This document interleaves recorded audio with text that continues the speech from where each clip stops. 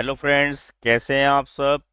या देवी सर्वभूतेषु विद्यारूपेण संस्थिता नमस्तस्यै नमस्तस्यै नमस्तस्यै नमो नमः। दोस्तों, आपका हमारे चैनल पर स्वागत है। दोस्तों, आज आपका 28 फरवरी 2025 को मैथ का स्टैंडर्ड का पेपर हुआ है। स्टैंडर्ड और बेसिक वैसे दोनों आज ही थे, पर जिन्होंने लोगों ने स्टैंडर्ड भरा होगा उनके लिए स्टैंडर्ड का, और जिन लोगों ने बेसिक भरा होगा उन लोगों के लिए बेसिक का आज पेपर था। तो देखिए, इंस्ट्रक्शन तो आपने खुद पढ़ ली होंगी, हम उसका सोल्यूशन आपको करा रहे हैं। और यहाँ पर पहला प्रश्न है, √6, √24, √54 का अगला पद क्या होगा। √6 को एज इट इज लिख लिया, 24 के क्या बनेंगे गुणनखंड, 2 √6, और 54 के क्या बनेंगे, 3 √6। तो अगला क्या आ जाएगा, 4 √6। अगर हम 4 को अंदर ले जाना चाहें तो 4 चौके 16, 16 छीक 96, यानी कि √96 इसका सही आंसर होगा। ऑप्शन यानी कि सी इसका सही आंसर है। ठीक है। और सेकंड सम देखिए, इन्होंने कहा क्या आकृति E F parallel to P Q, E P R को 5:4 में विभाजित करता है, यानी कि 5 है और ये 4 है। पी क्यू हमारे पास 6.3 है, मैं डायरेक्ट बता रहा हूं आपको। तो इसमें हम क्या करते हैं, टोटल कितना हो जाएगा, 9। ठीक है, जब ये दोनों ट्रायंगल्स पैरेलल हो जाएंगी, आर ई एफ, इसको हम पैरेलल सॉरी सिमिलर कर लेंगे आर पी क्यू के, तब हमारे पास क्या आ जाएगा, देखिए हम इसको 4 यानी कि ऊपर वाली triangle R E upon R P करेंगे, और E F upon P Q करेंगे। आर ई कितना है हमारे पास 4, और आर पी हमारे पास हो जाएगा 9। ठीक है। और इधर ई एफ हमारे पास दिया हुआ है, ई एफ हमने फाइंड आउट करना है, पी क्यू है 6.3। अगर हम इसको 6.3 को इधर ले जाएं इंटू 4/9, और ये ई एफ आ जाएगा, इसको कट कीजिए 0.7, 7 चौक 28 यानी कि 2.8। ऑप्शन सी इसका सही आंसर होगा। अब अगला क्वेश्चन देखिए, उस बिंदु के निर्देशांक जहां रेखा 4x - 2y + 5 बराबर 0 वाई अक्ष को प्रतिच्छेद करती है होंगे। अब आपने क्या ध्यान रखना, वाई एक्सिस पर कौन सी प्रतिच्छेद करेगी, जिसमें x 0 होगा। अब जब x 0 हो जाएगा तो ये क्या हो जाएगा, -2y + 5 = 0, -2y = -5 एंड y = -2 -5/2 -2, यानी कि ऑप्शन ए हमारा सही आंसर होगा। अगले में देखिए, साइन थीटा a/b है, कॉस थीटा किसके बराबर आएगा। अब ये ध्यान रखो, अपॉन बी तो आना ही आना है, क्योंकि क्या ध्यान रखना आपने, पंडित बद्री प्रसाद हर हर बोले। ठीक है। हाइपोटेन्यूज तो दोनों का सेम है, यहां पे भी आएगा, यहां पे भी आएगा। हमने बेस फाइंड आउट करना है, कैसे फाइंड आउट करेंगे, हाइपोटेन्यूज का स्क्वायर माइनस परपेंडिकुलर का स्क्वायर का वर्गमूल। तो हमारे पास ऑप्शन आंसर क्या आ जाएगा, b² - a² का अंडर रूट अपॉन बी। पांचवा क्वेश्चन देखिए, समकोण त्रिभुज एबीसी में सी पर एक समकोण है, तो a + b कितना जाएगा, 90 का। अब cos 90 किसके बराबर होता है, 1 के, तो आंसर सी हमारा आ जाएगा यहाँ। अगले देखिए, 1 + cot² थीटा अपॉन 1 + टेंजेंट² थीटा। अगर 1 + cot² थीटा है तो इसको 1 कर लेंगे हम, और यहां पर हमारे पास 1 + tan थीटा नीचे एज इट इज रहेगा, यह आ जाएगा tan² theta +1 upon tan² theta, और ये आ जाएगा 1 + tan² थीटा, ये दोनों कट जाएंगे, यह आ जाएगा 1 tan² थीटा किसके बराबर होता है, cot² थीटा के। ऑप्शन सी इसका सही आंसर होगा। किसी वृत्त की स्पर्श रेखा स्पर्श बिंदु से गुजरने वाली त्रिज्या पर क्या होती है, लंब, परपेंडिकुलर होती है ये। अगले में देखिए, दी गई आकृति में ओ वृत्त का केंद्र है, ए बी जीवा है। ठीक है। ए स्पर्श रेखा पी ए और पी बी पर 40 अंश का कोण बनाती है। वैसे आपने क्या ध्यान रखना, वृत्त के केंद्र से स्पर्श रेखा को मिलाने वाली रेखा स्पर्श रेखा पर लंब होती है। अगर ये 40 है तो ये कितना हो जाएगा, 50। बी भी 50 आ जाएगा, 50 और 50 100, तो बीच वाला कितना बच जाएगा, 80 डिग्री। ए ओ बी कितना बच जाएगा, 80 डिग्री। तो ऑप्शन बी इसका सही आंसर होगा।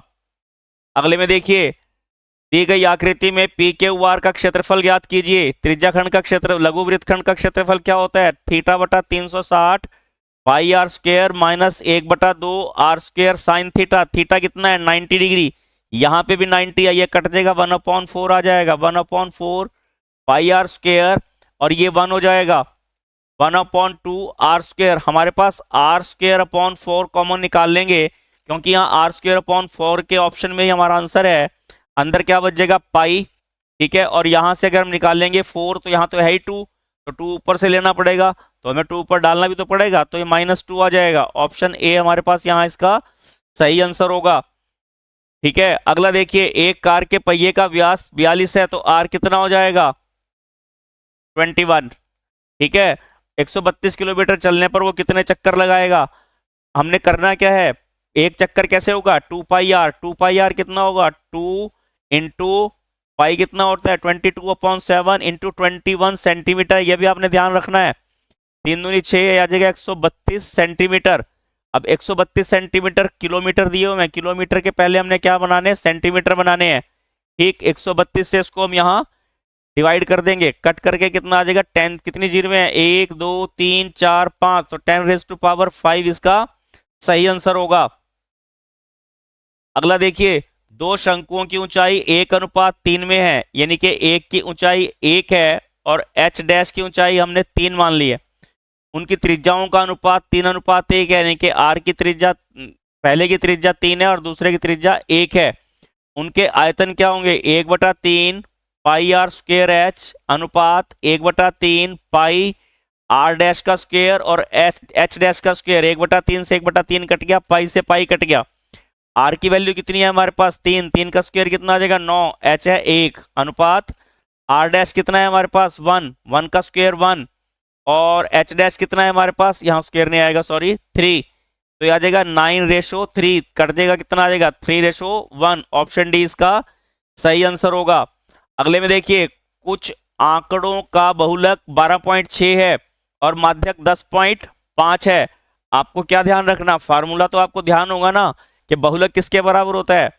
जो मॉड होता है, मॉड बराबर किसके होता है? 3 मीडियन -2 मीन, ठीक है। मॉड है हमारे पास 12.6 इंटू 3x हमने फाइंड आउट करना है, -2 into 10.5, 12.6 as it is, 3x as it is, 21 को उधर शिफ्ट कर लेंगे, कितना हो जाएगा हमारे पास? इसको प्लस कर देंगे और प्लस करके आएगा 33.6, और x किसके बराबर है? 11.2। ऑप्शन बी इसका सही आंसर होगा। अगले में देखो, उन्होंने कहा 10 से कम, 20 से कम, 30 से कम, 40 से कम, 50 से कम। 10 से कम में क्या आ जाएगा? 0 से 10, 10 से 20, 20 से 30, 30 से 40, 40 से 50। यहाँ पे 3, 12 से 12 गए, ये आ गया 15, और 57 में से 27 गए, बच गया 30। 75 में से 57 गए, 75 में से 57 घटा लीजिए, 15 में 7 गए 8, और ये आ जाएगा 18, ठीक है ना। और इसमें से गई आ जाएगा 5। हमने बताना है बहुलक वर्ग की। बहुलक किसकी होती है? सबसे बड़ी बारंबारता, सबसे बड़ी बारंबारता किसकी है? 30 की। 30 का बहुलक वर्ग क्या हो गया? 30 से 40। ऑप्शन सी इसका यहाँ सही आंसर होगा। अगला देखो, 52 पत्तों के गड्डी में 2 पान के पत्ते निकाले, 4 हुक्म के, कितने पत्ते निकाल दिए टोटल? 6। 52 में से 6 गए, कितना बच गया? 46।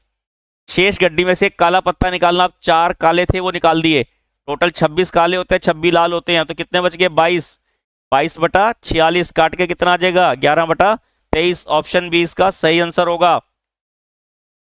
अगले में देखिए, x कितना दिया हुआ है हमें? 12 a³ b⁵ और y दिया हुआ है 14 a⁴ b⁵3। हमने एलसीएम निकालना है। एलसीएम में आपने क्या ध्यान रखना है? सभी पद आ जाने चाहिए। 12 के गुणनखंड 2 और 6, 14 के गुणनखंड 2 और 7, क्या आ जाएगा? 6 7 42, 42 दूनी 84। अब 84 ऑप्शन एक ही में है। ऑप्शन बी यहाँ इसका सही आंसर होगा। एक अभाज्य संख्या के कुल कितने गुणनखंड हो सकते हैं? अधिक से अधिक 2। जैसे मान लो 2 एक अभाज्य संख्या, गुणन क्या हो गया? 1 और 2, 5 है, 1 और 5, ठीक है ना। ठीक है, अगला देखिए, x² - 0.04 के मूल क्या होंगे? x² = 0.04, इसको हम इधर शिफ्ट कर लेंगे तो x आ जाएगा प्लस माइनस अंडर रूट 0.04, तो क्या आ जाएगा प्लस माइनस 0.2। ठीक है ना, ये ध्यान रखना है, ऑप्शन ए इसका यहां सही आंसर होगा। अब 19वां क्वेश्चन देखिए, अभिकथन और असर्शन के क्वेश्चन हैं ये। किसी वृत्त का व्यास 2 और का एक सिरा 2 और 3 है, केंद्र है -2 और 5, दूसरा सिरा है -6 और 7। ठीक है, व्यास का दूसरा सिरा दिया हुआ, तो हमने क्या करना है, इन दोनों को जोड़ लेना। -2 और -6 कितना हो गया, -4, -4 बटा 2 यानी कि -2, और 3 और 7 को जोड़ देना 10, 10 बटा 2 ये हो गया 5, यानी कि -2 और 5 उसका केंद्र है। बिल्कुल ठीक है, अभिकथन सही है। किसी वृत्त का केंद्र उसके व्यास का मध्य बिंदु होता है, बिल्कुल ये बात भी ठीक है, और एक दूसरे के ऊपर ये आश्रित हैं, तो ऑप्शन ए इसका सही आंसर होगा। अगला देखिए, किसी भी प्राकृतिक संख्या n के लिए संख्या 8 रेज टू पावर 8 की पावर n अंक 0 पर समाप्त नहीं हो सकती। बिल्कुल ठीक है, 8 की पावर 1 8, 8 की पावर 2 16, 8 की पावर 3 512, कहीं पे भी 0 नहीं आएगा इसमें। ठीक है, 12 की पावर n है, इसमें can and with the digit 5।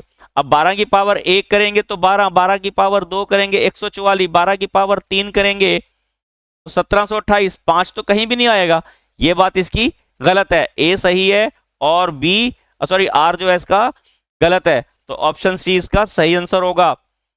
ठीक है, उसके बाद देखिए ये 2 नंबर के क्वेश्चन हैं,